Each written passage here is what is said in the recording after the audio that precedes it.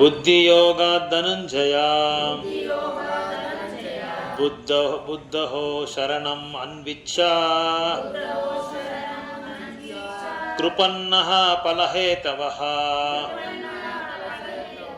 दूरेण by discarding it at a long distance he certainly avaram abominable karma activities buddhi yogat on the strength of Krishna consciousness Dhananjaya O conqueror of wealth buddho in such consciousness sharanam full surrender anvicha desire krupannaha the miseries palahetavaha those desiring fruitive action பொருளுரை படிங்க மாதாஜி ராஜாத்தி மாதாஜி படிங்க பொருளுரை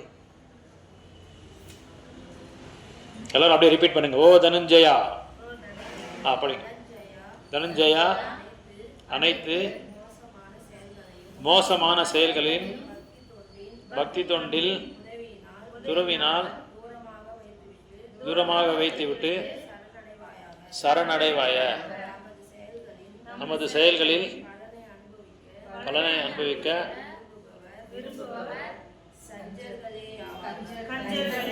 கஞ்சர்களே ஆவார் பொருளை இது படிங்க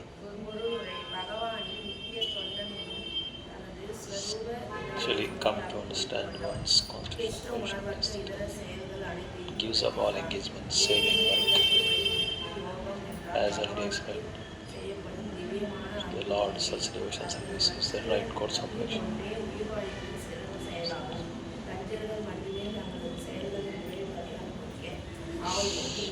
want to accept our work in Krishna consciousness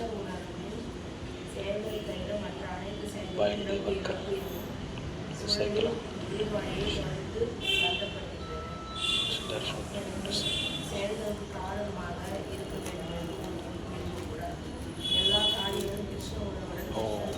how to utilize this riches small like this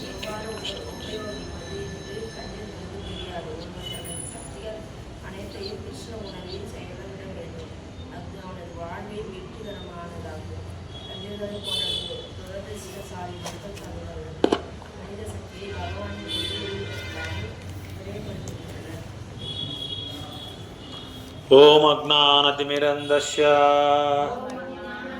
ज्ञानाञ्जनशलाकया चक्षुरुन्मिलितं येन तस्मै श्रीगुरुवे नमः श्रीचैतन्यमनोभीष्टं स्थापितं येन भूतले स्वयं रूपा कदा मह्यं ददाति स्वपदान्तिकम् वन्देऽहं श्रीगुरो श्रीयुतापदकमलं श्रीगुरुन् वैष्णवांश्च श्रीरूपं साग्रजातं सहगणरघुनाथान्वितं तं सजीवं साद्वैतं सावधूतं परिजनसहितं कृष्णचैतन्यदेवं श्रीराधाकृष्णपादान् सहगना ललिता श्रीविशाखान्वितं च हे कृष्णा करुणा सिन्धु दीनबन्धु जगत्पते गोपेश गोपिका कान्ता राधा कान्ता नमोस्तुते तप्त काञ्चन गौरांगी राधे वृंदावनेश्वरी ऋषभानुसुते देवी प्रणमामि हरिप्रिये वाञ्छाकल्पतरुभ्यश्च कृपा सिन्धुभ्य एव च पतितानां पावनेभ्यो वैष्णवेभ्यो नमो नमः। जय श्री कृष्ण चैतन्य प्रभु नित्यानंद श्री अद्वैत गदाधर श्रीवासादि गौर भक्त वृंद हरे Krishna Krishna Krishna Hare Hare Hare Ram Ram Ram Hare Hare Hare Krishna, Krishna Krishna, Hare Hare, Hare Rama, Rama Rama, Hare Hare, Hare Krishna, Hare Hare, Hare Rama, Rama Rama, Hare Hare. இப்போ நம்ம பார்க்குற ஸ்லோகாஸ் எல்லாமே வந்து நம்ம வாழ்க்கைக்கு வந்து ரொம்ப முக்கியமான ஒரு பதங்கள். இது எல்லாமே நம்ம கடந்த வகுப்பில் நம்ம என்ன பார்த்தோம் அப்படின்னா, யாருக்காவது ஞாபகம் இருக்கா? கடந்த வகுப்பில் நம்ம என்ன பார்த்தோம்ட்டு சின்ன ஒரு ஸ்டேட்மெண்ட் ஒரு கொடுக்கும், ஒரே ஒரு பாயிண்ட் சொல்ல முடியுமா? 46, 47 நம்ம என்ன பார்த்தோம்? அடுத்த வாரம் வந்தால் எல்லாருமே ஒரு லைன் எழுதிட்டு வாங்க, ஒரு 2 பாயிண்ட்டோ 3 பாயிண்ட்டோ. நான் சொல்லும்போது அதை சம்மரைஸ் பண்ணி நீங்கள் எழுதினாலே போதும். இல்லை நீங்கள் ரொம்ப அறிவாளி, ரொம்ப மெமரி இருக்குன்னா நீங்கள் மெமரியிலே வச்சுக்கலாம், உள்ள சாஃப்ட்வேர் போட்டு நீங்கள் இன்ஸ்டால் பண்ணிக்கலாம். இல்லை முடியாது அப்படின்னா புக்கு பென் எடுத்து வந்து எழுதிக்கோங்க. எப்படி பண்ணுறீங்களோ பண்ணுங்கள். லாஸ்ட் டைம் ஏன்னா எழுதி கிளாம்ப் கையா இருக்காதுனோ, போன வாரத்தில் என்ன 2-3 நாள் போட்டால் நான் நேத்தப்போ சொல்ல ஆரம்பிச்சிருவார் நீங்கள் சொல்கிறது முன்னாடி.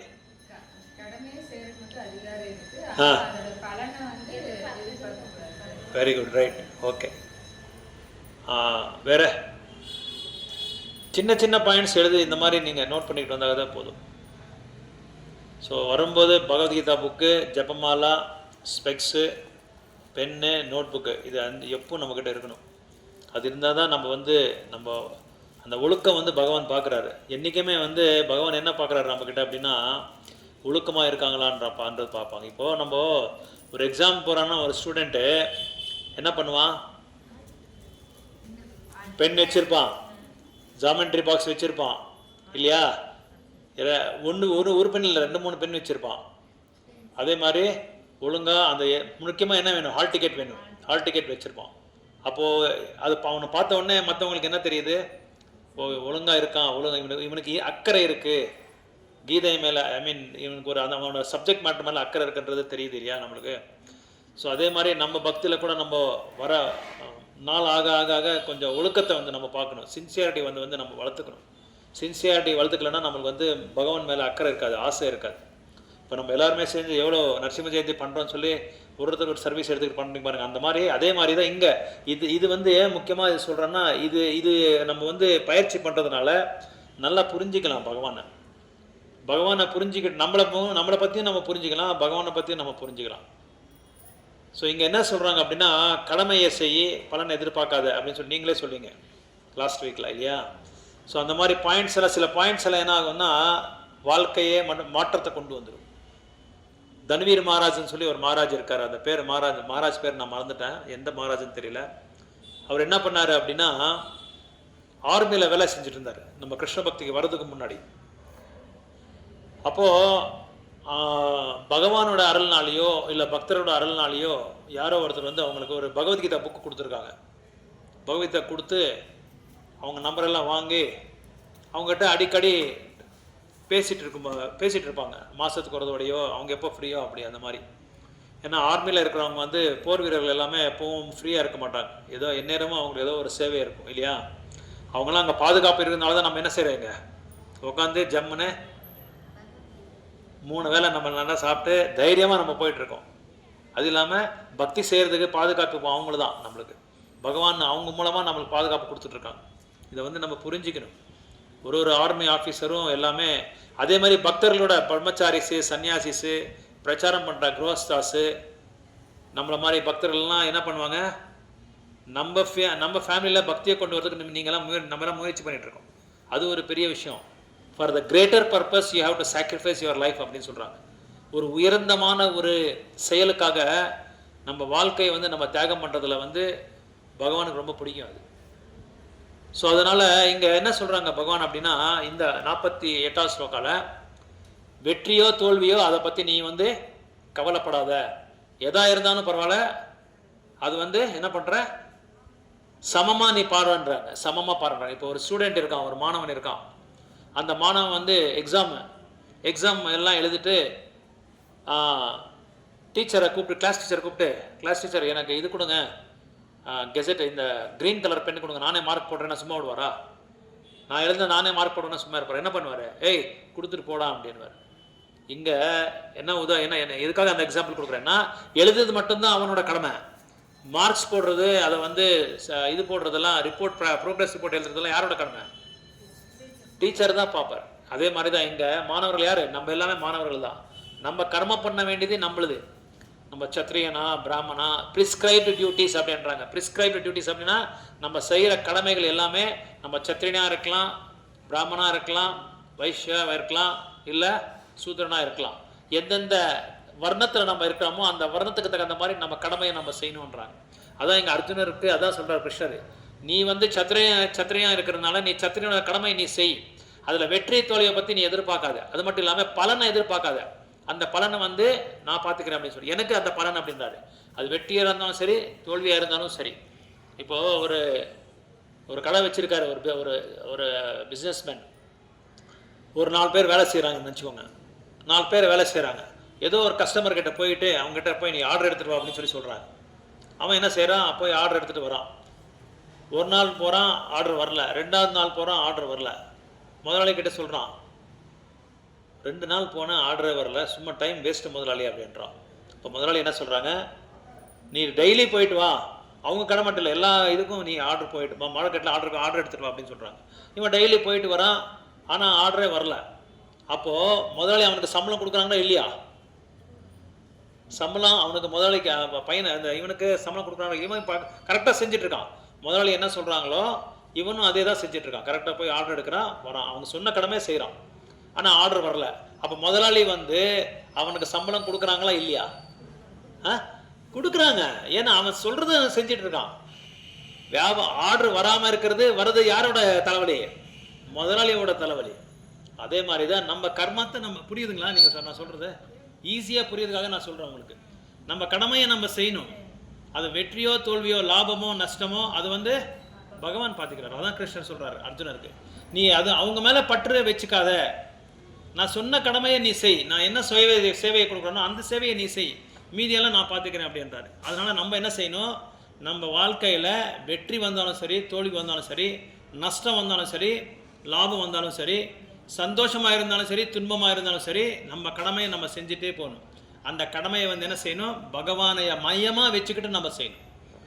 அதே மாதிரி இவர் என்ன பண்ணார்? இந்த ஒரு மகாராஜ் பெரிய சன்னியாசி. இவர் தன்னோட ப்ரீவியஸ் இதில், அதாவது கிருஷ்ணா கான்சியஸ் பிஃபோர் வர்றதுக்கு, பக்தர் ஆகிறதுக்கு முன்னாடி என்ன பண்ணார் அப்படின்னா, ஆர்மியில் இருக்கும்போது ஒரு பக்தரோட தொடர்பு வந்துருச்சு இவருக்கு. பக்தர் வந்து பேசுறது, அடிக்கடி ஒரு லீவ் போட்டால் அந்த கோயிலுக்கு போகிறது, அந்த மாதிரி பேசிகிட்டே இருந்தார். அப்போ என்ன பண்ணார் அப்படின்னா, இதெல்லாம் இந்த இவங்க கோயில் இருக்கிறது எல்லாமே பார்த்துட்டு என்ன பண்ணார்? நானும் இந்த மாதிரி இருக்கணுன்ற ஒரு இது வந்துருச்சு அவங்களுக்கு, ஒரு கான்ஷியஸ்னஸ் வந்துருச்சு. அது வந்த உடனே என்ன பண்ணார்? ஆர்மியில் வந்து உங்களுக்கு எல்லாருக்குமே தெரியும், அங்கே நல்லா சாப்பிடணும். என்ன சாப்பிடணும்? கறிகறியெல்லாம் நல்லா சாப்பிடணும், மாம்சம் புலால் எல்லாமே சாப்பிடணும், இல்லைன்னா விடமாட்டாங்க. அவங்க சாப்பிட்டா தான் என்ன ஆகும்? சக்தி வரும்னு சொல்லி அவங்களோட மைண்ட் செட் அப்படி. அதனால் இவர் இதெல்லாம் பார்த்துட்டு, கோயில்கள்லாம் பார்த்துட்டு அவர்கிட்ட பேசிட்டு கொஞ்சம் நாம ஜப்பம்லாம் பண்ண ஆரம்பிச்சிட்டாங்க. எப்போ நாம ஜப்பம் ஆரம்பிச்சிடுவாங்களோ அப்போ என்ன ஆகும்? கொஞ்சம் கொஞ்சமாக தூய்மை ஆகிட்டே இருக்கும்.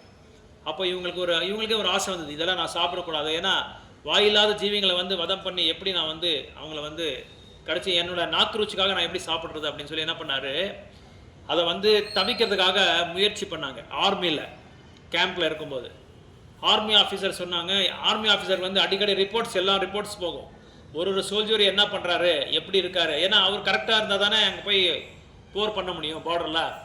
அதனால் என்ன பண்ணார்? அந்த ரிப்போர்ட் கொடுக்குற அந்த சூப்பர்வைசர், ஃபோர்மேன் சொல்லுவாங்க நம்ம கம்பெனியில், இங்கே ஒரு சூப்பர்வைசர் என்ன பண்ணார்? நீட்டாக எடுத்துகிட்டு போய் ரிப்போர்ட் கொடுத்துட்டாரு. இந்த மாதிரி ஆட்கள் இதெல்லாம் நல்லா இவர் சாப்பிட்றாரு, இவர் சாப்பிட்றதுல சரி லிஸ்ட்டை கொடுத்துட்டாரு.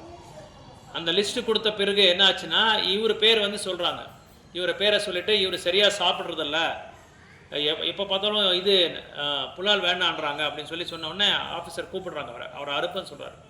அப்போ கூப்பிட்ட உடனே, என்னப்பா என்ன உன்னோட என்ன நீ சரியாக சாப்பிட மாட்டேன்றியே, ஏன் இந்த மாதிரி பண்ணுறேன்னா, இல்லை சார் எனக்கு இந்த மாதிரி ஒரு கமிட்மெண்ட் இருக்குது, நான் பகவான்கிட்ட ஒரு வாக்தானம் பண்ணியிருக்கேன், இந்த மாதிரி சாப்பிடக்கூடாதுன்னு சொல்லி வாக்தானம், எனக்கே பிடிக்கல, அது சாப்பிட்றதோ எனக்கே பிடிக்கல அப்படின்னா நீங்கள் இங்கே இருக்க முடியாது தெரியுமான்னு சொல்லி கேட்டார். சரி என்ன பண்ணுறது, ஆஃபீஸர் சொல்லிட்டாங்க இல்லையா, வேறு வழி இல்லை. யோசனை பண்ணிவிட்டு என்ன பண்ணாங்க, மறுபடியும் என்ன பண்ணாங்க, அவரோட குரு இருக்கார் இல்லையா, சிக்ஷா குரு, அவர்கிட்ட போய் கேட்டார். சிக்ஷா குரு, தீக்ஷா குரு இல்லை. சிக்ஷா குருக்கு தீக்ஷா குருக்கு வித்தியாசம் சொல்லியிருக்கேன் உங்களுக்கு. சிக்ஷாகுரு கிட்ட போய் மறுபடியும் கேட்டார், என்ன பண்ணுறது பிரபு, இந்த மாதிரி இருக்குது அப்படின்னு. அப்போ நீங்கள் ஒரு வேலை செய்யுங்க, நேராக கிச்சனுக்கிட்ட போங்க, கிச்சனுக்கிட்ட போயிட்டு அவர்கிட்ட பேசுங்க, அவர் ஏதாவது உங்களுக்கு சப்போர்ட் பண்ண முடியும்னு சொல்லி. போகிறதுக்கு முன்னாடி என்ன பண்ணுறீங்க, பகவான்கிட்ட ஒரு பிரார்த்தனை பண்ணுங்கள். இந்த மாதிரி இருக்க நிலைமை எனக்கு சுத்தமாக பிடிக்கல, அது அது பண்ணுறதே ஒரு பெரிய பாவமாக இருக்குது, இதை எப்படியாவது நான் தவிக்கணுன்ற முயற்சி பண்ணுறேன், நீங்கள் எப்படியாவது எனக்கு அந்த கருணையை கொடுங்கன்னு சொல்லி ஒரு பிரார்த்தனை பண்ணிவிட்டு அவர் ரூம்லேயே எல்லாம் வச்சுருக்காரு. ராதாகிருஷ்ணா, பஞ்சதத்வா, நரசிம்மா, குரு பரம்பரை எல்லாம் வச்சுட்டார். அப்படியே ஆல்ரெடி எல்லாம் வச்சுட்டாரு. சரி வச்சு அவருக்கு பிரார்த்தனை பண்ணிவிட்டு போய் கேட்டார்.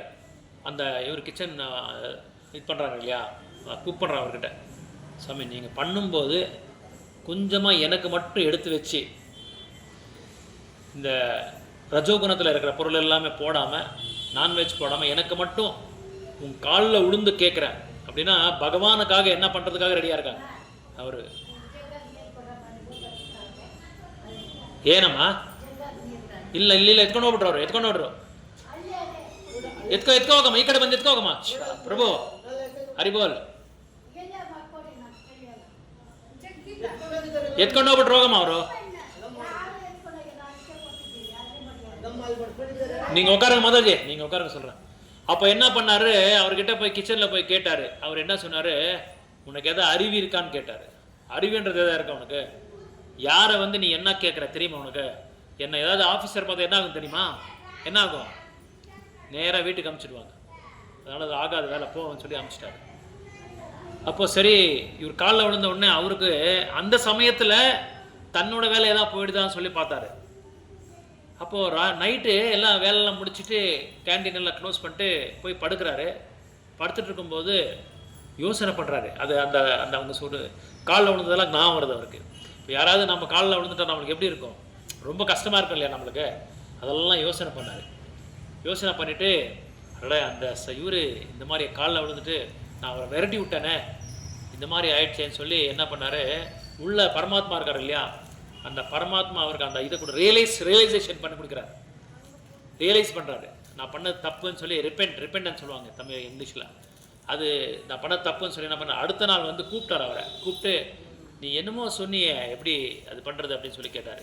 என்ன தவிக்கணும்னு சொன்னீங்க ஏதோ சொன்னியே, நீ யார் இல்லாத சமயத்தில் நீ வந்து அதை எடுத்துக்கோ அப்படின்னு சொல்லி நான் தனியாக பண்ணி வைக்கிறேன், நீ வந்து எடுத்துக்கோ அப்படின்னு சொல்லி அவருக்கு என்ன பண்ணார், ரெடி பண்ணி கொடுத்துறாரு. ஆனால் அடுத்த நாளே பண்ணல, ஒரு வாரம் ட்ரை பண்ணார், ஒரு வாரம் யோசனை பண்ணார். ஏன்னா அவருக்கும் ப்ராப்ளம் இருக்கு இல்லையா. அப்போ என்னாச்சு, இவர் அதை எடுத்து வச்சது என்ன பண்ணார், பகவானுக்கு நைவேத்தியம் பண்ணி இவரை சாப்பிட ஆரம்பிச்சிட்டாரு. சாப்பிட ஆரம்பிச்சு எப்பப்பெல்லாம் இவங்களுக்கு ஃப்ரீயாக இருக்கும் அந்த டைமில் ஜபம் பண்ணுறதும் ஆரம்பிச்சிட்டாங்க. இப்படி பண்ணி பண்ணி பண்ணி பண்ணி என்னாச்சுன்னா ஆஃபீஸரை பார்த்துட்டாராங்க. முக்கியமாக பக்தர்கள் என்ன பண்ணணும்னா, ஒரு ஆஃபீஸில் வேலை செய்கிறாங்க, ஒரு பப்ளிக் பிளேஸில் வேலை செய்கிறாங்க அப்படின்னா நம்ம ரொம்ப கேர்ஃபுல்லாக இருக்கணும். அங்கெல்லாம் நம்ம கிருஷ்ண பக்தி பண்ணுறதுக்காக நம்ம முயற்சி பண்ணக்கூடாது.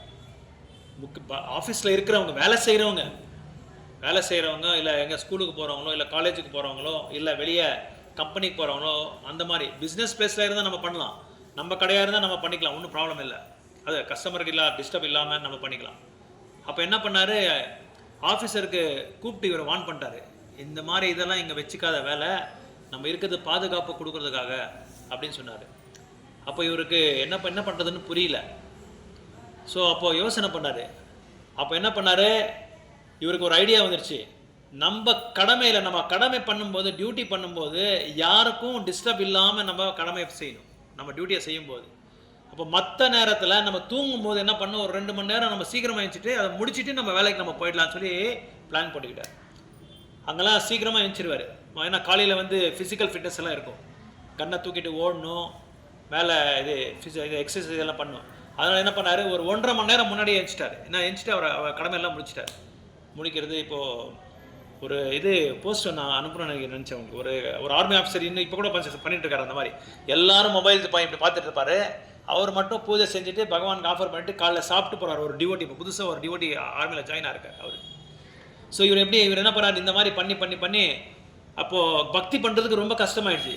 அதில் அவ்வளோ சீக்கிரம் அவ்வளோ நம்ம வந்து சீரியஸாக வந்து ஆக முடியாது, சீரியஸாக பக்தி பண்ண முடியாது இந்த மாதிரி ஒரு இடத்துலலாம்.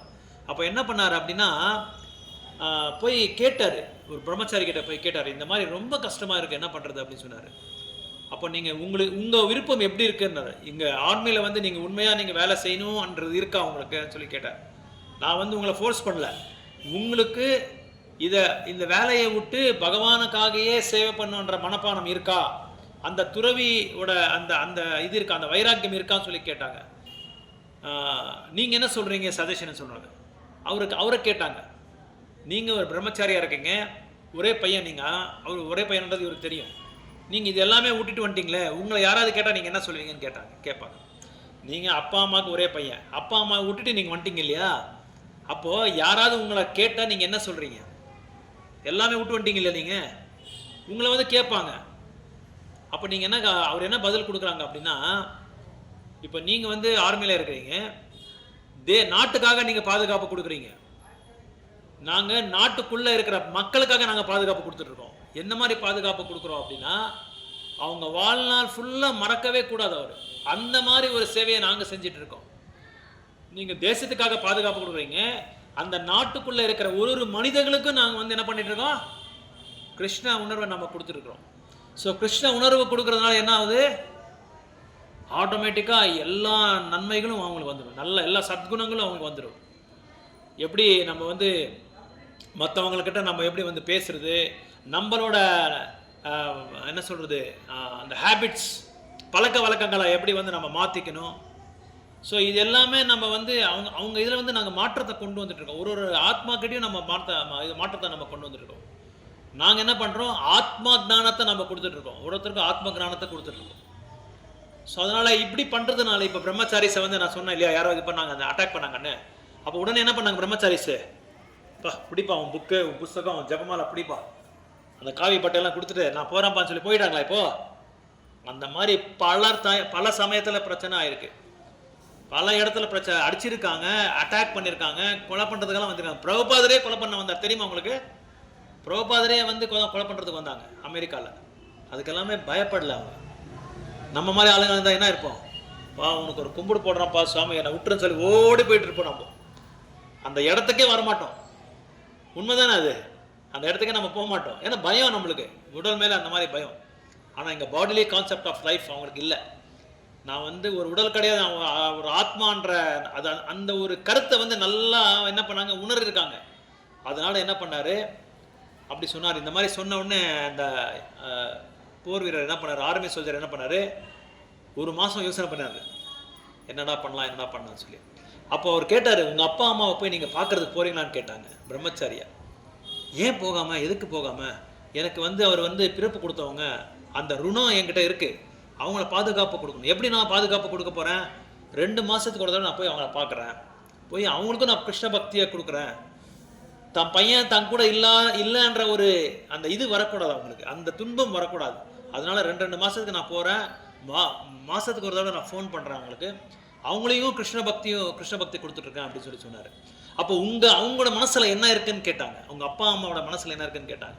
அவங்க அப்பா அம்மா மனசு என்ன சொல்கிறாங்க, என் பையனை என் வீட்டில் வச்சுருந்தா எங்கள் 2 பேர் மட்டும் பாதுகாப்பு பண்ணியிருப்பாங்க, எங்கள் 2 பேருக்கு மட்டும் ஆத்ம ஞானத்தையும் கிருஷ்ண பக்தியும் கிருஷ்ண உணர்வை கொடுத்துருப்பாங்க. இன்றைக்கி என்ன பண்ணுறாங்க, பல ஆயிரக்கணக்கான 100கணக்கான ஆத்மாக்களுக்கு வந்து கிருஷ்ண பக்தியை கொடுத்துருக்காங்க இல்லையா. இது நன்மையா அது நன்மையா, எது நன்மை? ಬ್ರಹ್ಮಚಾರಿ ಮನೆಯಲ್ಲಿದ್ದರೆ ಇಬ್ಬರಿಗೆ ಮಾತ್ರನೇ ಭಕ್ತಿ, ಇಬ್ಬರಿಗೆ ಮಾತ್ರನೇ ರಕ್ಷಣೆ ಕೊಡೋಕ್ಕಾಗುತ್ತೆ. ಹೊರಗಡೆ ಬಂದರೆ ಎಷ್ಟೋ ಜನಕ್ಕೆ ಬರ್ಬೋದಲ್ಲ. ಇವಾಗ ಮಾತಾಜಿ ಮನೆಯಲ್ಲಿ ಮಾತ್ರ ನಾವು ಕ್ಲಾಸ್ ಮಾಡ್ತಾ ಇದ್ರಿ, ಇವಾಗ ಎಲ್ಲಿ ಬಂದಿದ್ದೀರಾ, ಹೊರಗಡೆ ಬಂದಿದ್ದೀರಿ. ಈಗ ಹೊರಗಡೆ ಬಂದರೆ ಇವಾಗ ನೋಡಿ ಎಲ್ಲ ಸುಭಾಷಿಣಿ ಮಾತಾಜಿ ಎಲ್ಲ ಹತ್ರನೇ, ಅವ್ರಿಗೆ ಟಕ್ಕಂತ ಅವ್ರಿಗೆ ಅಡ್ವಾಂಟೇಜ್ ಆಯಿತು, கல்வி மாதாஜிக்கு ಹತ್ರ ஆயிடுச்சு, ராஜாத்தி மாதாஜிக்கு ரொம்ப கிட்ட ஆயிடுச்சு. ஒரு உதாரணம் சொல்கிறேன். அதனால் ஒரு இடத்துக்கு மாற்றிட்டு இருந்தால் அங்கங்கே இருக்கிறவங்களுக்கு ஒரு வாய்ப்பு கொடுக்குது, ஒரு வாய்ப்பு வரும். அதனால் அந்த அப்பா அம்மா சொன்னாங்க, நாட்டுக்கே இந்த மாதிரி நன்மையாகுது அப்படின்னா அதுக்கு மிஞ்சி எனக்கு எந்த சந்தோஷமும் எங்களுக்கு தேவையில்லை, அவர் நல்லா பிரச்சாரம் பண்ணிட்டோம், நல்லா இதாகட்டும் சொல்லி அவங்களும் கோயிலுக்கு வந்துட்டாங்க. கோயிலுக்கு வந்துட்டாங்கன்னா கோயிலில் சேரல, அடிக்கடி வந்து என்ன பண்ணுறாங்க, சர்வீஸ் பண்ணிட்டு போகிறாரு, சேவை பண்ணிட்டு போகிறாரு. சேவை வாரத்துக்கு ஒரு தடவை வருது, 14 வருது, இந்த மாதிரி பண்ணி பண்ணி பண்ணி கடைசியில் என்னாச்சுன்னா 5 வருஷம் ஆன பிறகு கோயில் பக்கத்துலேயே வீடு வாங்கிட்டாங்க. நல்லா இருக்கப்பட்டவங்க, கொஞ்சம் மீடியமாக இருக்கப்பட்டவங்க அப்படி ஆகிட்டாங்க. அப்படி இருக்கப்பட்ட நீங்கள் இப்போ நீங்கள் கேட்கலாம் கேள்வி, பணம் இருக்குது வாங்கிட்டாங்க, ரொம்ப நம்ம எப்படி வாங்குறது அப்படின்னா, இல்லாதவங்க என்ன பண்ணுறாங்க அப்படின்னா வாடகைக்கு எடுத்துக்கிறாங்க வீடு. அங்கே வாடகை இருக்கும்போது இங்கே வாடகை எடுத்துக்கலாம், இங்கே பகவான் சேவையும் செய்யலாம், நம்ம சேவையும் செய்யலாம். அப்படின்னு நம்ம சேவையை நம்ம விட்டுக்கூடாது, நம்மளோட பௌத்திக சேவையை நம்ம விட்டுக்கூடாது, அதுவும் நம்ம செய்யணும். அந்த கடமையும் செய்யணும். அதை செஞ்சுட்டு அதை செய்யும்போது பகவானோட ஸ்மரணம் நம்ம இருக்கணும். தஸ்மாத் சர்வேஷு காலேஷு மாமனுஸ்மர யுத்தச்சா, எப்பவும் என்னோட ஸ்மரணத்தில் இருங்க அப்படின்றாங்க. என்னோட ஸ்மரணத்தில் இருந்து நீங்கள் பண்ணுங்க, என்னோட ஸ்மரணத்தில் இருந்து நீங்கள் என்ன பண்ணுறீங்க, நீங்கள் வேலையை செய்யுங்க அப்படின்னு சொல்கிறாங்க. அதனால் பகவான் என்ன சொல்கிறாங்க, எதை வந்து நீங்கள் அடைஞ்சாலும் அது பகவானுக்காக, கிருஷ்ணருக்காக, பகவானுக்காக நம்ம வந்து அதை வந்து அர்ப்பணை பண்ணி அதுக்கப்புறமா நம்ம எடுத்துக்கணும். ஏன்னா அவர் தான். இப்போ நீங்கள் கேள்வி கேட்கலாம், என்ன பிரபு கஷ்டப்படுறது நாங்கள், உழைக்கிறது நாங்கள், வேர்வை கொட்டுறது நாங்கள், படம் எடுத்துக்கிறது அவரா அப்படின்னு சொல்லி கேள்வி கேட்பாங்க. அப்போ அதுக்கு தான் நான் உங்களுக்கு உதாரணம் கொடுத்தேன். ஒரு மாணவர் வந்து எழுதுறது மட்டும்தான் அவரோட கடமை, மார்க் கொடுக்குறது அவர் தான். அதே மாதிரி தான் பகவான் யார், முழுமுதற் கடவுள். இந்த சர்வ லோகத்துக்கும் இந்த பிரம்மாண்டத்துக்கு எல்லாத்துக்குமே அவர் தான் முழுமுதற் கடவுள், அவர் தான் சுப்ரீம். அதனால் அவருக்கு நம்ம கொடுக்குறதுனால அப்போ ஏன் எப்படி நீங்கள் அவர் சுப்ரீம் அப்படின்னு சொல்லி கேட்பாங்களா அவங்கள? இப்போ நீங்கள் யசோதா மாதாஜி யாருக்கோ ஒருத்தர் சொல்கிறாங்க, ಭಗವಂತನಿಗೆ ಕೊಡಬೇಕಪ್ಪ ಎಲ್ಲ, ಅವ್ರಿಗೆ ಅರ್ಪಣೆ ಮಾಡಬೇಕು ಅಂತ ಹೇಳ್ತಾರೆ. அப்போது நீங்கள் என்ன சொல்லுவீங்க, ஏன் அவர் கொடுக்கணும், நாங்கள் தானே கஷ்டப்படுறோம். இப்போ வெளியே நீங்கள் போனால் அப்படி தான் சொல்லுவாங்க, நான் கஷ்டப்படுறேன், என்னோட எனர்ஜி, என்னோட பிரெயின், என்னோட இன்டெலிஜென்ஸு, என்னோட சமத்காரம், என்னோட அந்த என்ன நிபுணத்துவம், அதனால தான் நான் வந்து இவ்வளோ சம்பாதிக்கிறேன், இவ்வளோ சந்தோஷமாக இருக்கிறேன், அவர் ஒன்றும் எனக்கு ஒன்றும் கொடுக்கல அப்படின்னு சொல்லுவாங்க இல்லையா? அப்போ நீங்கள் என்ன சொல்கிறீங்க, என்ன பதில் கொடுக்கலாம் உங்களுக்கு?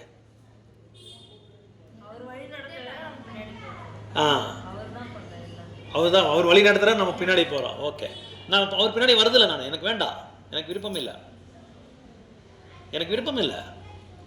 நான் என் வழியில் இருக்கேன், எனக்குன்னு ஒரு வழி இருக்குது, அந்த வழியில் நான் போகிறேன். அவர் காட்டுற வழியில் எனக்கு வேண்டாம்.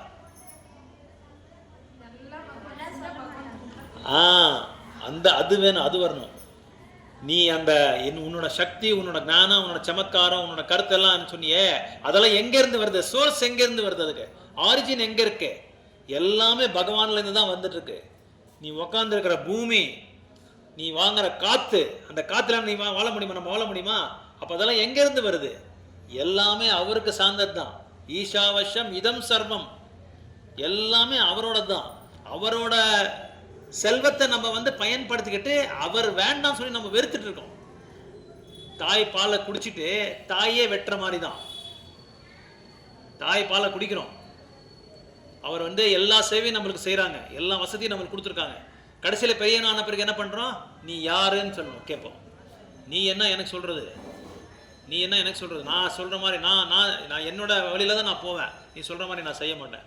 அதுக்கப்புறம் நிறைய பேரை பார்த்துருக்கேன், வாடி போடி அந்ததெல்லாம் பேசுவாங்க. குழந்தைங்க பாசமோ ஒரு அன்போ இருக்கலாம், இருந்தாலும் தாய் என்ற ஒரு மரியாதை இருக்கு இல்லையா? நிறைய பேரை நான் பார்த்துருக்கேன். ஆனால் கேட்டால் செல்லமாக கூப்பிடுறதுங்க, அன்பாக கூப்பிடுறதுங்க. அன்போ செல்லமோ, கௌரவம் மரியாதை தாய்க்கு தகப்பனாருக்கு நம்ம வந்து கொடுத்தோம். ஏன்னா நம்மளுக்கு பிறப்பு கொடுத்தவங்க அவங்க. அவர் பகவான் வந்து அவர் மூலமாக நம்மளுக்கு அந்த வழியை காமிச்சிருக்காங்க. 9 மாதம் 10 மாதம் அவங்கள வந்து நம்ம கஷ்டப்பட்டு வளர்த்தி, அவங்களோட வாழ்க்கையே வந்து கஷ்டமோ சுகமோ சாப்பிடாமையோ தூக்கம் இல்லாமல் நம்மளுக்கு அந்த இதை கொடுத்துருக்காங்க. அந்த ஒரு என்ன சொல்கிறோம், அந்த அவ்வளோ கஷ்டத்துக்கு ஆளாக்கியிருக்காங்க அவங்க. அதுக்காக நம்ம வந்து நன்றியாக இருக்கணும் இல்லையா? அதே மாதிரி பகவான் நம்மளுக்கு எல்லாமே கொடுத்துருக்காங்க. அவர் கொடுக்காம இருக்கிறது எதுவுமே இல்லை. அவர் இல்லாத அவரோட சக்திகளையும் அவரோட செல்வங்களையும் நம்ம வந்து இல்லாமல் இருந்தால் நம்ம வாழவே முடியாது. அப்படி இருந்தாலும் நம்ம வந்து அவங்களுக்கு வந்து நன்றி சொல்லவே நம்மளுக்கு அந்த இதே வரல, அந்த உணர்வே நம்மளுக்கு வரல. எப்படிதான் நன்றி சொல்கிறதுன்ற இதே வரல. ஸோ அதனால் அவருக்காக நம்ம பண்ணுறதுனால நம்மளோட வாழ்க்கையை வந்து அவர் பாதுகாப்பு பண்ணுறார். ஏதோ ஒரு விதத்தில் நம்மளுக்கு அவர் பாதுகாப்பு பண்ணுறார். அவருக்கு இன்விடேஷன் கொடுத்துருக்கு. நல்ல மாதிரி சொல்லிடுங்க. இல்லையா, இருக்காரா? ಕೂತ್ಕೋ.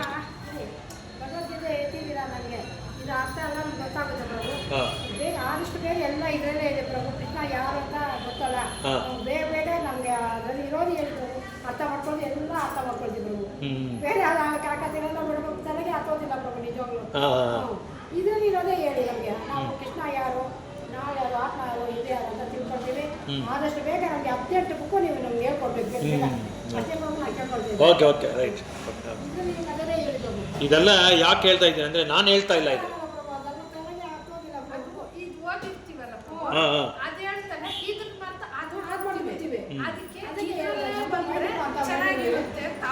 ನಾನು ಅದಕ್ಕೆ ಅವ್ರು ಹೇಳಿದ್ದು ಕರೆಕ್ಟ್ ಅರ್ಥ ಆಯ್ತು. ಅವ್ರು ಹೇಳಿದ್ದು ನನಗೆ ಅರ್ಥ ಆಯಿತು. ಇದನ್ನು ಡೈರೆಕ್ಟಾಗಿ ನಮ್ಮ ಕೈಲಿ ಅರ್ಥ ಮಾಡ್ಕೊಳ್ಳೋಷ್ಟು ಶಕ್ತಿ ಇಲ್ಲ, ನಮಗಷ್ಟು ಜ್ಞಾನ ಇಲ್ಲ. ಅದಕ್ಕೆ ಏನು ಮಾಡ್ತಾರೆ ಅಂದರೆ ಆಚಾರ್ಯಸು ಉದಾಹರಣೆ ಕೊಟ್ಟು ಅರ್ಥ ಮಾಡಿಸ್ತಾ ಇದ್ದಾರೆ. ಇವಾಗ ನಾನು ಹೇಳ್ತಾ ಇರೋದು ಇದನ್ನೇ. ಇದು ಬಂದು ತುಂಬ ತತ್ವ ತುಂಬಿದೆ ಇದರಲ್ಲಿ, ಸಿದ್ಧಾಂತ ಫುಲ್ಲಾಗಿದೆ ಇದರಲ್ಲಿ. ಅದಕ್ಕೆ ನಾನು ಎಕ್ಸಾಂಪಲ್ ಕೊಟ್ಟು ಯಾಕೆ ಹೇಳ್ತೇನೆ ಅಂದರೆ, ಪ್ರತಿಯೊಂದು ವಿಷಯವನ್ನು ನಾವು ಒಬ್ಬರಿಗೆ ತಿಳಿಸ್ಬೇಕಾದ್ರೆ, ಅರ್ಥ ಮಾಡಿಸ್ಬೇಕು ಅಂದರೆ ಉದಾಹರಣೆ ಕೊಡ್ತಿದ್ರೆ ಅರ್ಥ ಮಾಡೋಕ್ಕಾಗಲ್ಲ. ಹಾಂ, ಇವಾಗ ನೋಡಿ ನಿಮ್ಮ ಮಾತಿಗೆ ಬರ್ತೀನಿ ನೋಡಿ. ಒಂದು ನಿಮಿಷ, 48 ತಗೊಳ್ಳಿ ನೋಡಿ. ಇಲ್ಲಿ ಅನುವಾದ ಓದಿ, ನೀವು ಅನುವಾದ ಓದಿ. ನಿಧಾನಕ್ಕೆ ಓದಿ ಅನುವಾದ. ಕೆಲವು ಸೋಲುಗಳಲ್ಲಿ ಯಾವುದೇ ಆಸಕ್ತಿಯನ್ನು ಇಟ್ಟುಕೊಳ್ಳದೆ ಸಮಚಿತ್ತದಿಂದ ನಿನ್ನ ಕರ್ತವ್ಯವನ್ನು ಮಾಡು. ಅರ್ಜುನ, ಇಂಥ ಸಮಚಿತ್ತೆಯೇ ಯೋಗ ಎಂದು ಹೆಸರು. ಭಾವಾರ್ಥ: ಅರ್ಜುನನು ಯೋಗದಲ್ಲಿದ್ದು ಕರ್ಮವನ್ನು ಮಾಡಬೇಕೆಂದು ಕೃಷ್ಣನು ಹೇಳುತ್ತಾನೆ. ಯೋಗ ಎಂದರೇನು? ಯೋಗ ಎಂದರೆ ಸದಾ ಚಂಚಲವಾಗುವಾಗ ಇಂದ್ರಿಯಗಳನ್ನು ನಿಗ್ರಹಿಸಿ ಪರತತ್ವದಲ್ಲಿ ಮನಸ್ಸನ್ನು ಸ್ಥಿರವಾಗಿ ಅನುವಾದ ಮಾತ್ರ ಓದಿ. ಹಾಂ, ಅನುವಾದ ಏನು ಹೇಳ್ತಾರೆ ನೋಡೋಣ. ಅದಕ್ಕೆ ಸೋಲು ಗೆಲುವುದಲ್ಲಿ ಯಾವುದೇ ಆಸಕ್ತಿಯನ್ನು ಇಟ್ಟುಕೊಳ್ಳದೆ ಸಮಚಿತ್ತದಿಂದ ನಿನ್ನ ಕರ್ತವ್ಯವನ್ನು ಆಯಿತಾ. ಸೋಲಾದನು ಗೆಲುವಾದ್ರೂ ಏನು ಮಾಡಬೇಕು? ಮನಸ್ಸನ್ನು ಏನು ಮಾಡಬೇಕು? ಯೋಗನಲ್ಲಿ ನಿಲ್ಲಿಸಬೇಕು ಅಲ್ವಾ? ಕರೆಕ್ಟಾ? ಈಗ ಅವ್ರಿಗೆ ನಾನು ಹೇಳಿದ್ನಲ್ಲ, ಆರ್ಮಿ ಆಫೀಸರ್ ಏನು ಮಾಡಿದ್ರು? ಸೋಲು ಬಂತ, ಸೋತರು ಆಗಲ್ಲ ಅಂತ ಹೇಳ್ಬಿಟ್ರು. ಮೊದಲು ನಾನು ಭಗವಂತನ ಇದು ನೈವೇದ್ಯ ಮಾಡೋಕ್ಕೆ ಅವ್ರು ಫಸ್ಟ್ ಆಗಲ್ಲ ಅಂತ ಹೇಳಿದ್ರು, ಇದೆಲ್ಲ ನಾನು ಮಾಡೋಕ್ಕಾಗಲ್ಲ. ಆಮೇಲೆ ಏನಾಯಿತು, ಒಂದು ವಾರ ಒಂದು ತಿಂಗಳಾದ್ಮೇಲೆ ಮತ್ತೆ ಏನಾಯಿತು, ಅವ್ರು ಅಂದ್ಕೊಂಡಿದ್ದು ಅವರು ಸಾಧಿಸಿದ್ರು. ಮತ್ತೆ ಅವ್ರು ಏನು ಮಾಡಿದ್ರು, ಅದನ್ನು ತೊಗೊಂಬಂದು ಅವ್ರಿಗೆ ಅಂತ ಸೆಪ್ರೇಟಾಗಿ ಕೊಟ್ಟರು. ಅವರು ಬೇರೆಯವರು ಆ ಜಾಗದಲ್ಲಿ ಇದ್ದಿದ್ರೆ, ನೋಡಪ್ಪ ನಾನು ಅಂದ್ಕೊಂಡಿದ್ದು ಆಗಿಲ್ಲ ಅಂತ ಹೇಳ್ಬಿಟ್ಟು ಏನು ಮಾಡ್ತಾಯಿದ್ರು, ಅವ್ರ ಹತ್ರ ಜಗಳ ಆಡೋಕೆ ಹೋಗ್ತಾಯಿದ್ರು, ಇಲ್ಲ ಕೆಲಸ ಬಿಟ್ಬಿಡ್ತಾಯಿದ್ರು ಅಲ್ವಾ? ಇವ್ರು ಕೆಲಸ ಬಿಟ್ಟಿಲ್ಲ. ಇದಲ್ಲೇ ಸೋಲು ಗೆಲುವು ಎರಡೂ ಇದೆ. ಈ ಸೋಲಲ್ಲಿ ಗೆಲುವಲ್ಲಿ ನೀನು ಅದರಲ್ಲಿ ಪ್ರಭಾವ ಆಗಬೇಡ ಅಂತ ಹೇಳ್ತಾ ಇದ್ದಾರೆ. ನಾನು ಇದರಲ್ಲಿರೋದ ನಾನು ಹೇಳ್ತಾ ಇರೋದು, ನಾನು ಬೇರೆದು ಹೇಳೋಕ್ಕೆ ನಾನು ಹೇಳಬಾರ್ದು. ನಾನು ಹೇಳೋದು ಸ್ವಲ್ಪ ಅರ್ಥ ಮಾಡ್ಕೊಳ್ಳಿ. ಇದರಲ್ಲಿ ಏನಿದೆಯೋ ಅದನ್ನೇ ನಾನು ನಿಮಗೆ ಉದಾಹರಣವಾಗಿ ನಿಮ್ಮ ಭಾಷೆನಲ್ಲಿ ಹೇಳ್ತಾ ಇದ್ದೀನಿ, ನಿಮಗೆ ಅರ್ಥ ಆಗೋ ಭಾಷೆ ನಾನು ಹೇಳ್ತಾ ಇದ್ದೀನಿ.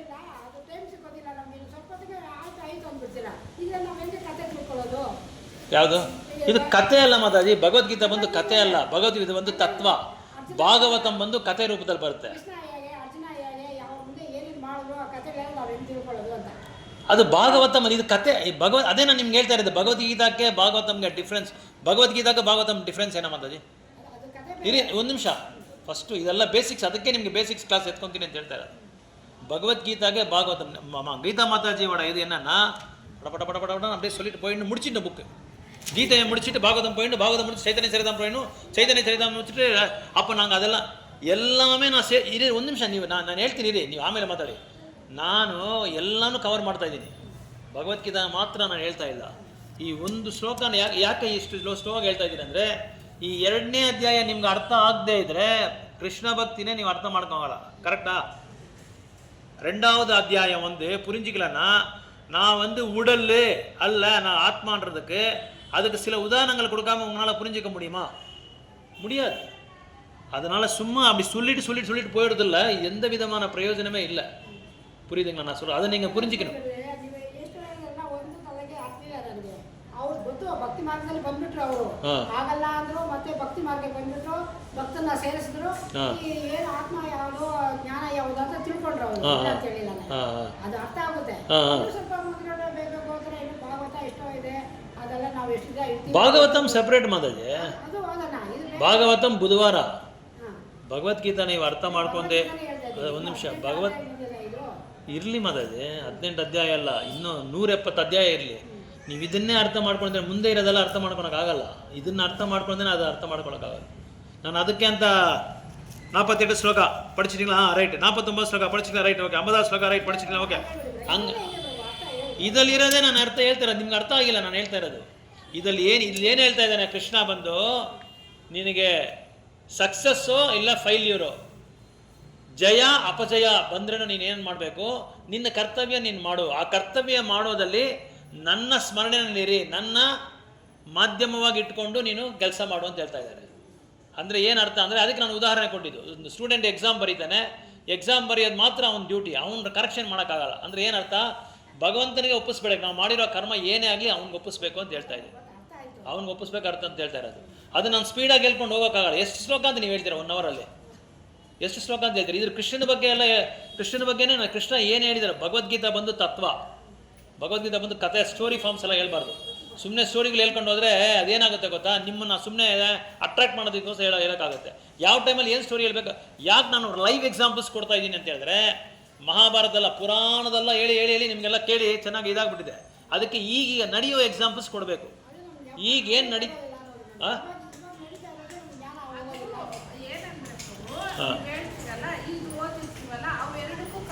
ಕನೆಕ್ಟ್ ಮಾಡ್ಕೊಬೇಕು ಅಂತ ಹೇಳ್ತಾ ಇದ್ದೀನಿ ನಾನು. ಇಲ್ಲಿ ಮಾತಾಜಿ, ಇಲ್ಲಿ ಅದಕ್ಕೂ ಇದಕ್ಕೆ ನಾವು ಕನೆಕ್ಟ್ ಮಾಡ್ಕೊಬೇಕು. ಇವಾಗ ನಾನು ಈ ಯಾಕೆ ಆ ಥರ ಹೇಳ್ತಾ ಇದ್ದೀನಿ ಅಂದರೆ, ಈಗ ಕಲಿಯುಗ ಇದು ಯಾವಾಗ ಹೇಳಿದ್ದು? ಭಗವದ್ಗೀತೆ ಯಾವಾಗ ಹೇಳಿದ್ದು? ಹಾಂ ಭಗವದ್ಗೀತೆ சொல்லி எத்தனை வருஷம் ஆச்சு ನೋಡ್ದಾ? பகவத்கீதா கிருஷ்ணர் வந்து அர்ஜுனருக்கு எப்போ இது சொன்னாங்க? எவ்வளோ? 5000 years ಬಿಫೋರ್. 5 ವರ್ಷದ ಹಿಂದೆ ಇದು ಹೇಳಿರೋದು. 5 ವರ್ಷ ಹಿಂದೆ ಹೇಳಿರೋದು. ಅದು ಹೇಳಿದಾರಕ್ಕ ನೋಡಿದೆ. ಇವಾಗ ಹೆಂಗೆ ಜ್ಞಾಪಕ ಬರುತ್ತೆ ಇದೆಲ್ಲ? ಹೆಂಗೆ ಗೊತ್ತಾಯ್ತು ನಿಮಗೆ? ಒಂದು ನಿಮಿಷ, ಹೆಂಗೆ ಗೊತ್ತಾಯ್ತು ನಿಮಗೆ? ಓದಿದ್ದೀರ ತಾನೆ?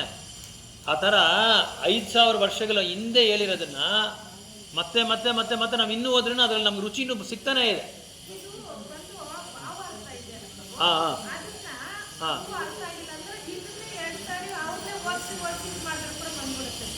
ಅದೇ ನಾನೇ ಅವರು ಮುಂದೆಯಿಂದ ಅವ್ರು ಹಂಗೆ ಹೇಳ್ತಾ ಇರೋದು. ಗೀತಾ ಮಾತು ಏನು ಹೇಳ್ತಾರೆ ಅಂದರೆ 18 ಟಕ ಟಕ ಟಕ ಟಕ ಅಂತ ಮುಗಿಸ್ಬಿಡ್ಬೇಕು ಅಂತ ಹೇಳ್ತಾ ಇದ್ದಾರೆ. ಹಂಗೆ ಮುಗಿಸೋಕ್ಕಾಗಲ್ಲ. ಹಾಂ ಹಾಂ ಇದರಲ್ಲಿ ಇರೋದೇ ನಾನು ಹೇಳ್ತಾ ಇರೋದು, ಕನೆಕ್ಟ್ ಮಾಡಿ ಹೇಳ್ತಾ ಇದ್ದೀನಿ ಅಷ್ಟೇ. ನಿಮ್ಗೆ ಅರ್ಥ ಆಗಿಲ್ಲ. ನಿಮ್ಗೆ ಇದರಲ್ಲಿ ಏನಿದೆಯೋ ಅದನ್ನೇ ಅದಕ್ಕೂ ಇದಕ್ಕೂ ಸಂಬಂಧ ಮಾಡಿ ಹೇಳ್ತಾ ಇದ್ದೀನಿ. ಯಾಕೆ ಸಂಬಂಧ ಮಾಡ್ತಾ ಇದ್ದೀನಿ ಅಂದರೆ, ನಾವು ಕಲಿಯುಗದಲ್ಲಿ ಇದ್ದೀರಿ. ಇದು ಹೇಳಿದ 5000 ವರ್ಷಗಳ ಹಿಂದ್ಗಡೆ, 5000 ವರ್ಷಗಳ ಹಿಂದ್ಗಡೆ ಇರೋದು ಹೇಳಿದ್ರೆ ಕೆಲವರು ಏನು ಮಾಡ್ತಾರೆ ಅಂದರೆ, ಇನ್ನೂ ಹಳೆ ಕಾಲದಲ್ಲೇ ಇದ್ದಾರೆ. ಇವಾಗ ಹೊಸ ಕಲಿಯುಗದಲ್ಲ ಇದೆಲ್ಲ ಆಗುತ್ತಾ ನಡೆಯುತ್ತಾ ಅದನ್ನು ಅದಕ್ಕೆ ಇದಕ್ಕೆ ಸಂಬಂಧ ಮಾಡಿ ಮಾಡ್ತಾ ಇದ್ದೀನಿ ಅಷ್ಟೇ. ಸಂಬಂಧ ಮಾಡಿ ನಿಮ್ಗೆ ಹೇಳ್ತಾ ಇದ್ದೀನಿ. ಸರಿ, ಇದರಲ್ಲಿರೋದು ನೀವು ಹೇಳ್ತೀನಿ ನೋಡಿ. ಕೃಷ್ಣ ಏನು ಅರ್ಜುನಾಗೆ ಹೇಳ್ತಾ ಇದ್ದಾನೆ ಅಂದರೆ, ನೀನು ಯೋಗದಲ್ಲಿ ಇರು ಅಂತ ಹೇಳ್ತಾ ಇದ್ದಾನೆ. ಯೋಗದಲ್ಲಿ ಇರು ಅಂದರೆ ಏನು ಅರ್ಥ?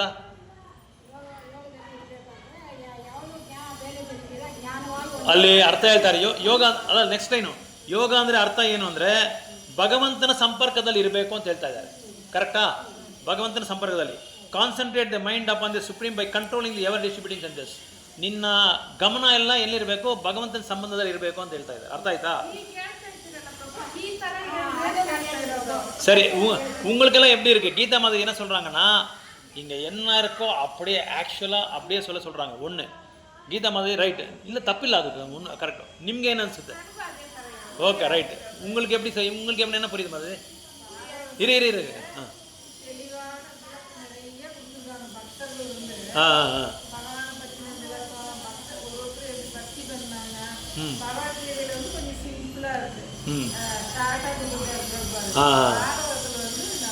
விளக்கத்தை கொடுத்துருக்காங்க.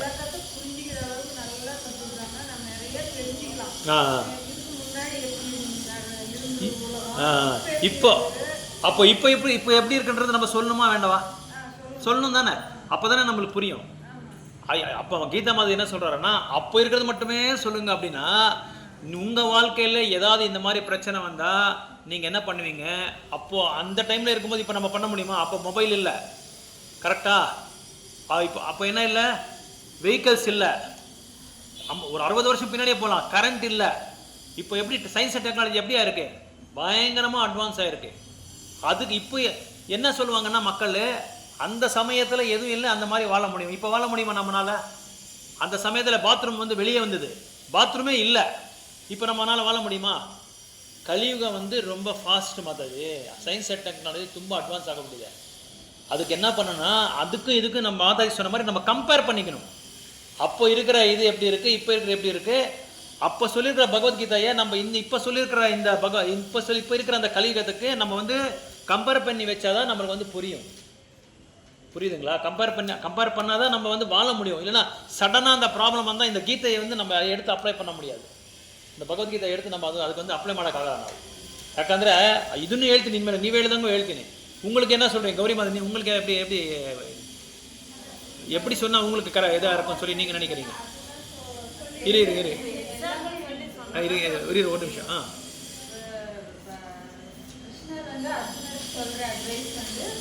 எப்பவுமே அது ஃபாலோ பண்ணுது. பிரபுபாதா அவர் பொருளுரை கொடுக்கும்போது அது நல்லா ஃபாலோ பண்ற அளவுக்கு அது இல்லை அது கரெக்டு. ஓகே, அவர் என்ன சொல்கிறாருன்னா இதில் என்ன இருக்கோ அப்படியே சொல்லுங்க அப்படின்னு சொல்கிறாங்க. இப்போ இருக்கிற சுச்சுவேஷன் நம்ம சொல்லணுமா வேண்டாமா? சொல்லணும். அப்படி சொல்லலாம் நம்மளுக்கு புரியுமா புரியாதா? சொல்லலைன்னா நம்மளுக்கு புரியுறதில்ல. இப்போ இருக்கிற ಸಿಚುವೇಶನ್ಗೆ நீங்கள் என்ன சொல்கிறீங்கன்னா ನೀವು ಹೇಳೋದು ಭಾಗವತಮಲ್ಲಿ ಒಂದೊಂದು ಕ್ಯಾರೆಕ್ಟರ್ ಬಗ್ಗೆ ಎಕ್ಸ್ಪ್ಲೈನ್ ಮಾಡ್ಕೊಂಡು ಹೋಗ್ತಾ ಇವಾಗ ಬುಧವಾರ ಹೇಳ್ತೀನಲ್ಲ ಆವಾಗ ಅದಾರ್ಥ ಆಗುತ್ತಾ? ಭಾಗವತಮು ಡಿಫ್ರೆನ್ಸ್ ಇದೆ ಭಗವದ್ಗೀತೆ. ಇದು ನಾನು ಎಕ್ಸಾಂಪಲ್ಸ್ ನಿಮ್ಗೆ ಹೇಳ್ತಾ ಇದ್ರೆ ನಿಮ್ಗೆ ಅರ್ಥ ಆಗಲ್ಲ. ಇದನ್ನು ಸರಿ ನಿಮಗೆ ಬೇರೆ ಥರ ಹೇಳ್ತೀನಿ ರೀ. ನಿಮಗೆ ಸುಭಾಷಿಣಿ ಮಾತಾಡಿ ಒಂದು ನಿಮಿಷ ಇರಿ. ನಿಮಗಿಂತ ಲೇಟಾಗಿ ಬಂದಿರೋದು ಸುಭಾಷಿಣಿ ಮಾತಾಡಿ. உங்களுக்கு எப்படி உங்களுக்கு என்ன உங்களோட இது கருத்து என்ன? இரு அவர் பேசிட்டு இருங்க.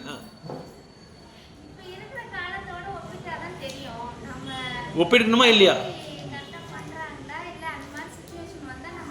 எப்படி ஃபேஸ் பண்ணுன்றது நம்மளுக்கு புரியும் இல்லையா? ஓகே. நீங்கள் என்ன சொல்கிறீங்க கலிக மதர்? ನಿಮಗೆ ತಮಿಳ್ ಕರೆಕ್ಟ್. ஒரு நிமிஷம். ಅಲ್ಲ ನಿಮಗೆ ತಮಿಳ್ ಸರಿಯಾಗಿ ಅರ್ಥ ಆಗಲ್ಲ ಅಂತ ಅಲ್ಲ? Okay right. இப்போ கரெக்ட், நீங்கள் சொன்னது கரெக்ட். அவங்களுக்கு ஒரு மாதிரி ಇವಾಗ ನೀವು ಹೇಳಿ ತುಂಬ ಒಳ್ಳೇದಾಯ್ತು ನನಗೆ. ಇಷ್ಟು ದಿನ ನೀವು ಹೇಳಿದರೆ ತಪ್ಪು ನೀವು ಮಾಡಿದ್ದು. ಮೊದಲೇ ಇದು ಹೇಳಬೇಕಾಯ್ತು ನನಗೆ. ನೀವು ಮೊದಲೇ ಹೇಳಿದರೆ ನಿಮ್ಗೆ ಕನ್ನಡದಲ್ಲಿ ನಾನು ಹೇಳ್ತಾ ಇದ್ದೆ ನಿಮಗೆ. ಯಾಕಂದರೆ ತಮಿಳ್ನಲ್ಲಿ ಹೇಳೋದ್ರಿಂದ ನಿಮಗೆ ಸರಿಯಾಗಿ ಅದು ಇಂಟ್ರೆಸ್ಟ್ ಬರ್ತಾ ಇಲ್ಲ. ಆಮೇಲೆ ನಾನು ಕೇಳುವಾಗ ನಿಮ್ಗೆ ಆನ್ಸರ್ ಕೊಡೋಕ್ಕಾಗ್ತಾ ಇಲ್ಲ. ಕರೆಕ್ಟಾ? ಕರೆಕ್ಟ್.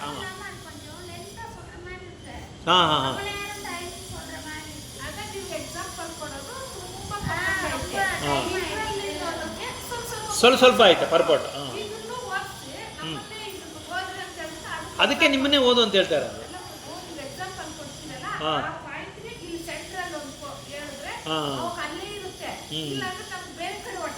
ಅಲ್ಲ ಅದನ್ನ ಕಂಪೇರ್ ಮಾಡದೇ ಇದ್ರೆ ಏನಾಗುತ್ತೆ ಅಂದರೆ ಇನ್ನೊಂದೇನಂದರೆ ನಿಮಗೆ ಅರ್ಥ ಮಾಡ್ಕೊಳ್ಳೋ ಕೆಪಾಸಿಟಿ ಕಡಿಮೆ ಇದೆ. ಎಲ್ಲರಿಗೂ ಒಂದೇ ಥರ ಇರಲ್ಲ ಕೆಪಾಸಿಟಿ. ಇವಾಗ ನಿಮ್ಗೊಂಥರ ಇರುತ್ತೆ, ಅವ್ರಿಗೊಂಥರ ಇರುತ್ತೆ. ಅದಕ್ಕೆ ನಿಮ್ಗೆ ಆ ಥರ ಅನಿಸ್ತಾ ಇರೋದು. ಅವ್ರಿಗೆ ಏನು ಅನಿಸ್ತಾ ಇದೆ ಅಂದರೆ ತುಂಬ ಏನೋ ಡೀಪಾಗಿ ಏನೋ ಹೇಳ್ದಂಗೆ ಅವ್ರಿಗೆ ಕಾಣಿಸ್ತಾ ಇದೆ. ಪ್ರಾಬ್ಲಮ್ ಏನಂದರೆ ಕಲ್ವಿ ಮಾತಾಡಿ ಹೇಳ್ದಂಗೆ ಅವ್ರಿಗೆ ಲ್ಯಾಂಗ್ವೇಜ್ ಪ್ರಾಬ್ಲಮ್ ಇದೆ. ಇಲ್ಲ ತಮಿಳ್ ಸ್ವಲ್ಪ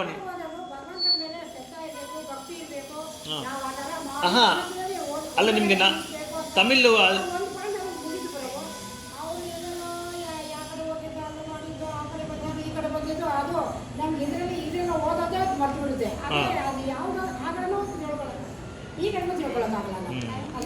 ಈಗ ಇದನ್ನು ಇವಾಗ ನಾನು ಹೇಳ್ತಾ ಇದ್ದೀನಲ್ಲ, ಅದು ನಾನು ಕಲ್ತ್ಕೊಂಡಿರೋದಲ್ಲ. ಅದು ನಮಗೆ ಸೀನಿಯರ್ ಡಿವೋಟೀಸು, ನಮ್ಮ ಗುರುಗಳು, ಇವರೆಲ್ಲರೂ ನಮ್ಗೇನು ಹೇಳ್ಕೊಟ್ಟಿರೋದು ಅಂತ ಹೇಳಿದ್ರೆ ಈ ಥರದ ಹೇಳಬೇಕು ಅಂತ ಹೇಳ್ತಾ ಇದ್ದಾರೆ. கோர்ஸே ನೋಡಿ ಬೇಕಾದ್ರೆ ಅವ್ರು ಕೇಳಿ கௌரி மாதாஜினா கோர்ஸில் எப்படின்னா சொல்லுவாங்க, எக்ஸாம்பிள்ஸ் எல்லாம் கொடுக்குறாங்களோ இல்லையா எல்லா கிளாஸ்லையும். எக்ஸாம்பிள்ஸ் கொடுக்காம ಅದು ಲೈವ್ ಎಕ್ಸಾಂಪಲ್ಸ್ கொடுக்குறாங்களோ இல்லைಯೋ. இப்போ ಪ್ರೆಸೆಂಟ್ ಎಕ್ಸಾಂಪಲ್ಸ್ ಕೊಡದೇ ಇದ್ದರೆ ಇವಾಗಿರೋ ಮಾಡರ್ನ್ ವರ್ಲ್ಡ್ ಹುಡುಗರಿಗೆ ದೊಡ್ಡವ್ರಿಗೆ ಯಾರಿಗೂ ಏನೂ ಅರ್ಥ ಆಗಲ್ಲ. ಏನು ಹೇಳ್ತಾರೆ ಅಂದರೆ ಪ್ರೊಸೀಜರ್ ಏನು ಹೇಳ್ತಾರೆ ಅಂದರೆ ಇದನ್ನು ಓದ್ಬಿಟ್ಟು ನಾವು and who is the supreme is the Lord, and because he himself is telling Arjuna to fight ಅಂತ ಹೇಳ್ಬಿಟ್ಟು ಓದಿ. ಅದು ಭಾವಾರ್ಥ ಸ್ವಲ್ಪ ಓದಿ ಮಾತಿದೆ. ಭಾವಾರ್ಥ 48ನೇದು.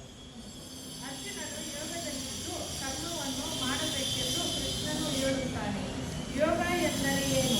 ಯೋಗ ಎಂದರೆ ಸದಾ ಸಂಚಲನವಾಗುವ ಇಂದ್ರಿಯಗಳನ್ನು ನಿಗ್ರಹಿಸಿ ಪರಸ್ಪರದಲ್ಲಿ ಮನಸ್ಸನ್ನು ಸ್ಥಿರವಾಗಿ ನಿಲ್ಲಿಸುವುದು. ಇಷ್ಟು ಓದ್ಬಿಟ್ಟು ಅರ್ಥ ಮಾಡ್ಕೊಡ್ರಿ. ಆಮೇಲೆ ಇನ್ನೊಂಚೂರು ಓದಿ ಒಂದು ಎಕ್ಸಾಮ್ ಅವಾಗ ತಲೆ ನನಗೆ ನಿಲ್ಲುತ್ತೆ ಇಂಥ ಮಾತಾಡೋದು. ನೀವು ಇದು ಓದ್ಬಿಟ್ಟು ಬೇರೆ ಹೇಳ್ತೀರಲ್ಲ ಅವಾಗ ಅದು ಕನ್ಫ್ಯೂಸ್ ಅಷ್ಟೇ. ಪರಸ್ಪರ ಎಂದರೆ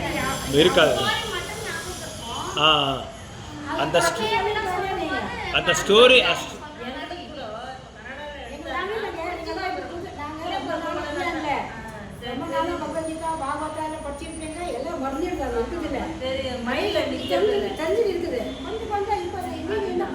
கொடுக்குறீங்க. நீங்கள் அவங்க சொல்கிறதே கரெக்டாக நீங்கள் சொல்கிறீங்க.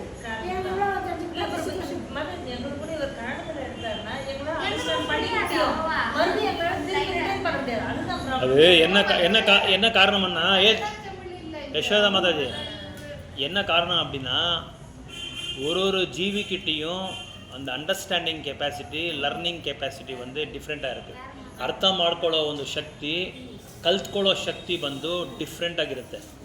ನಿಮಗೇನಾಗಿದೆ ಅಂದರೆ ಇವಾಗ ನಿಮ್ಮ ಮೈಂಡಲ್ಲಿ ಫಿಕ್ಸ್ ಆಗಿಬಿಟ್ಟಿದೆ. ಏನಂತ ಫಿಕ್ಸ್ ಆಗಿದೆ ಅಂದರೆ ಈ ಥರ ಹೇಳಿದ್ರೆ ಪ್ರಭು ನನಗೆ ಅರ್ಥ ಆಗುತ್ತೆ ಅಂತ ಫಿಕ್ಸ್ ಆಗಿಬಿಟ್ಟಿದೆ. ಆದರೆ ಬೇರೆಯವ್ರಿಗೆ ಹೆಂಗೆ ಅಂದರೆ ಯಾವ ಥರ ಹೇಳಿದ್ರೂ ಅವ್ರು ಅರ್ಥ ಮಾಡ್ಕೊಳ್ಳೋಷ್ಟು ಜೀರ್ಣ ಮಾಡೋಷ್ಟು ಶಕ್ತಿ ಅವ್ರಿಗಿದೆ. ಅವ್ರು ಕೇಳಿ ಏನು ಇವಾಗ ಆನ್ಸರ್ ಕೊಡ್ತಾರೆ ನೋಡೋದು. ಏನು ಮಾತಾಡಿ ನೀವು ಇವಾಗ ಅವರು ಇವರ ಪೇರು ಪ್ರಭು ಚೆನ್ನಾಗಿದೆಯಾ ಎಕ್ಸಾಂಪಲ್ ಅದೆಲ್ಲ ಅದು ಏನಕ್ಕೆ ಎಕ್ಸಾಂಪಲ್ ಇರೋದು ಅಂದರೆ ಒಂದು ನಿಮಿಷ ಇರಿ ಒಂದು ನಿಮಿಷ ಇರಿ. ಹಂಗೆ ಡೈರೆಕ್ಟಾಗಿ ನೀವು ಕೇಳಬಾರ್ದು. ನನ್ನ ಮೂಲಕವಾಗಿ ಕೇಳಿಸ್ಬೇಕು, ನೀವು ಕೇಳಬಾರ್ದು ಡೈರೆಕ್ಟಾಗಿ. ನೀವು ಸಿಂಪಲಾக சொல்லுங்க மாதாஜி, உங்களுக்கு என்ன புரிஞ்சதுன்னு சிம்பிளாக சொல்லுங்க.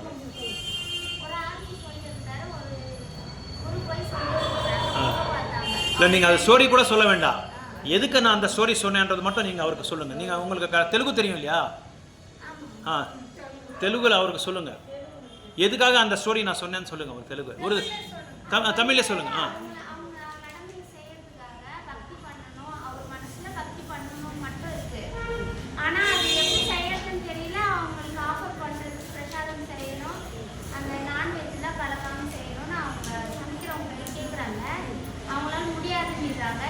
சொல்றவங்க வந்து கொஞ்சம் யோசிக்கிறாங்க. மறுபடி நம்ம அவங்களுக்கு செஞ்சு கொடுக்கணும், நம்ம தப்பு பண்ணிட்டோமோன்னு அவர் மனசுல இருந்து அது ஒரு அது அவங்க மனசுல தோணுது. நம்ம அந்த மாதிரி சொல்லியிருக்க கூடாது அப்படின்ட்டு நினைச்சிட்டு அப்புறம் அவருக்கு தனியா செஞ்சு கொடுக்குறாரு. ஒரு கட்டத்துல அவர் அந்த வேலையை விட்டுட்டு போகணுன்ற அளவுக்கு பக்தியில ரொம்ப முன்னேறி போயிட்டாங்க அவங்க. அதனால நம்ம எங்கே இருந்தாலும் நம்ம கடவுளை கும்பிட முடியும். நம்ம மனசு ಇನ್ನು ಹೇಳ್ತಾ ಇದ್ದಾರೆ. ಮಾತಾಜಿ ಇನ್ನು ಹೇಳ್ತಾ ಇದ್ದಾರೆ. ನೀವು ಮಧ್ಯದಲ್ಲಿ ಮಾತಾಡಬಾರ್ದು, ಹಂಗೆ ಮಾತಾಡಬಾರ್ದು. ಅವ್ರು ಕೇಳಿ ಎಲ್ಲ ಹೇಳಿದ್ಬಿಟ್ಟು ಕೇಳಿ ಆಮೇಲೆ ನೀವು ಮಾತಾಡಿ.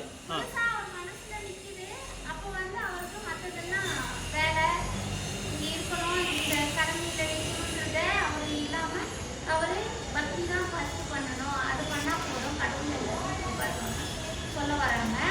அதுல வந்து அவங்களுக்கு நல்லது நடந்தாலும் கெட்டது நடந்தாலும் நம்ம ஏற்றுக்கணும்ன்றது அதே சொல்லுதான் நாங்கள் சொல்லியிருக்கோம். சொல்லி லாஸ்ட் அவ்வளோதான் இல்லை, இதேதான் அதுல இருக்கணும். அதேதான் அந்த கதையும் அதேதான் சொல்றாங்க. அது நம்ம இங்க ஒரே லைன்ல படிச்சுட்டோம்னா நம்ம மறந்துடுவோம். ஒரு ஸ்டோரி மாதிரி சொல்லும் போது நம்ம ಈಗ ಒಂದು ನಿಮಿಷ ಇವಾಗ ನೀವು ವಕೀಲ ಹತ್ರ ಹೋಗ್ತೀರಾ, ಇಲ್ಲ ಉದಾಹರಣೆ ಒಂದು ಅಡ್ವೊಕೇಟ್ ಹತ್ರ ಹೋಗ್ತೀರಾ. ಅಡ್ವೊಕೇಟ್ ಹತ್ರ ಹೋಗಿ ನಿಮ್ಮ ಕೇಸ್ ಬಗ್ಗೆ ಹೇಳ್ತೀರಾ. ಅಡ್ವೊಕೇಟ್ ಫಸ್ಟ್ ಏನು ಕೇಳ್ತಾನೆ, ನಿಮ್ಮನ್ನು ನಿಮ್ಮ ಸ್ಟೋರಿ ಎಲ್ಲ ಕೇಳ್ಬಿಡ್ತಾನೆ, ನಿಮ್ಮ ಕೇಸ್ ಬಗ್ಗೆ ಎಲ್ಲ ಕೇಳ್ತಾನೆ. ಕೇಳ್ಬಿಟ್ಟು ಏನಂತಾನೆ ಅಂದರೆ ಏನು ಹೇಳ್ತಾನೆ ಗೊತ್ತಾ? ನಿಮ್ಮ ತಾಯಿ ಹೆಸ್ರೇನು, ನಿಮ್ಮ ತಂದೆ ಹೆಸ್ರೇನು, ಯಾಕೆ ಡೈರೆಕ್ಟಾಗಿ ನಿಮ್ಮ ಇಶ್ಯೂಗೆ ನಿಮ್ಮ ಪ್ರಾಬ್ಲಮ್ಗೆ ಏನು ಅಂತ ಕರೆಕ್ಟಾಗಿ ಯಾಕೆ ಬರ್ತಾ ಇಲ್ಲ? ಇವಾಗ ನೀವು ನೀವು ವಕೀಲ ಹತ್ರ ಹೋದ್ರಿ, ಇವರು ನಮ್ಮ ಮೇಲೆ ಇದು ನಮ್ಮದು ಜಮೀನು ಸ್ವಲ್ಪ ತೊಗೊಂಡ್ಬಿಟ್ಟಿದ್ದಾರೆ, ಇದಕ್ಕೆ ನೀವು ಇದು ಮಾಡಿಕೊಡಿ, ನಮಗೆ ಕೇಸ್ ನಮ್ಮ ಬಗ್ಗೆ ಮಾಡಿಕೊಡಿ, ಅವ್ನು ನಮ್ಮದು ಅಂತ ಹೇಳ್ತಾ ಇದ್ದಾನೆ ಅಂತ ಹೇಳಿದೆ. ಅವನು ಯಾರಪ್ಪ ಜಮೀನು, ಏನು, ಎಲ್ಲಿ ಅಂತ ಕೇಳ್ತಾರೆ. ಫಸ್ಟು ಕೇಳ್ಬಿಟ್ಟು ನೀನು ಯಾರು, ನಿಮ್ಮ ತಂದೆ ಯಾರು, ಜಮೀನು ಯಾರ ಹೆಸರಲ್ಲಿದೆ, ಇದೆಲ್ಲ ಕೇಳ್ತಾರ ಇಲ್ವಾ? ಕೇಳ್ಬಿಟ್ಟು ಅವನೇನು ಮಾಡ್ತಾನೆ, ಎಲ್ಲ ವಿಚಾರಿಸ್ಕೊಂಡು ಫ್ಯಾಮಿಲಿ ಟ್ರೀ ಹಾಕ್ಕೊತಾನೆ. Family tree. ಆಮೇಲೆ ನಿನಗೂ ಅವನಿಗೂ ಏನು ಸಂಬಂಧ ಅಂತ ಕೇಳ್ತಾನೆ ಅಲ್ವಾ? ಅವನ ಜಮೀನು ಅವನು ಅಂತ ಹೇಳೋದಕ್ಕೆ ಅವನಿಗೇನು ಹಕ್ಕಿದೆ, ಅದು ನಿಮ್ಮ ಜಮೀನು ಅಥವಾ ನಿಮ್ಮ ಜಮೀನು ಬಂದು ಯಾಕೆ ಎತ್ಕೊತಾ ಇದ್ದಾನೆ ಅಂತ ಕೇಳ್ತಾನಲ್ವಾ? ಆವಾಗ ಅವ್ರು ಏನು ಮಾಡ್ತಾರೆ, ಅದನ್ನು ಫ್ಯಾಮಿಲಿ ಟ್ರೀ ಹಾಕ್ಕೊತಾನೆ. ನಿಮ್ಮ ತಂದೆ ಹೆಸರೇನು, ನಿಮ್ಮ ತಾತ ಹೆಸರೇನು, ಅವ್ರ ತಾತ ಹೆಸರೇನು, ಇದು ಪ್ಯಾರೆಂಟ್ ಡಾಕ್ಯುಮೆಂಟ್ ಯಾರ ಹೆಸರಲ್ಲಿದೆ, ಇದೆಲ್ಲ ಕೇಳ್ಬಿಟ್ಟು ವಿಚಾರಿಸ್ಬಿಟ್ಟು ಅವನೇನು ಮಾಡ್ತಾನೆ, ಅದಕ್ಕೆ ತಕ್ಕಂತೆ ನಿಮ್ಗೆ ಅರ್ಥ ಆಗಲ್ಲ ಹೇಳೋದು, ಅದಕ್ಕೆ ಅವನೇನು ಮಾಡ್ತಾನೆ, ಬೇರೆ ಥರ ಅವನು ನಿಮ್ಗೆ ಎಕ್ಸಾಂಪಲ್ ಹೇಳ್ಕೊಡ್ತಾನೆ. ಬೇರೆ ಥರ ಹೇಳಿ ನಿಮಗೆ ಅರ್ಥ ಆಗೋ ಥರ ಹೇಳ್ತಾನೆ. ಆ ಅರ್ಥ ಆಗೋ ಥರ ಹೇಳೋದನ್ನು ನಾವು ಡೈರೆಕ್ಟಾಗಿ ಅಲ್ಲಿರೋ ಪರ್ಪೋರ್ಟ್ನ ನಾವು ಹೇಳಕ್ಕೆ ಹೋದರೆ ನಿಮ್ಗೆ ಅದು ಅರ್ಥ ಆಗಲ್ಲ. ಯಾಕಂದರೆ ಅದರಲ್ಲಿ ಸಿದ್ಧಾಂತ ಜಾಸ್ತಿ ಇದೆ. ಈಗ ಏನಿಲ್ಲ, ಅರ್ಜುನ ಯಾಕೆ ಅವನು ಕೃಷ್ಣ ಏನು ಹೇಳ್ತಾ ಇದ್ದಾನೆ, ಯುದ್ಧ ಮಾಡು ಅಂತ ಹೇಳ್ತಾನೆ. ಯಾಕೆ ಯುದ್ಧ ಮಾಡು ಅಂತ ಹೇಳ್ತಾ ಇದ್ದಾನೆ?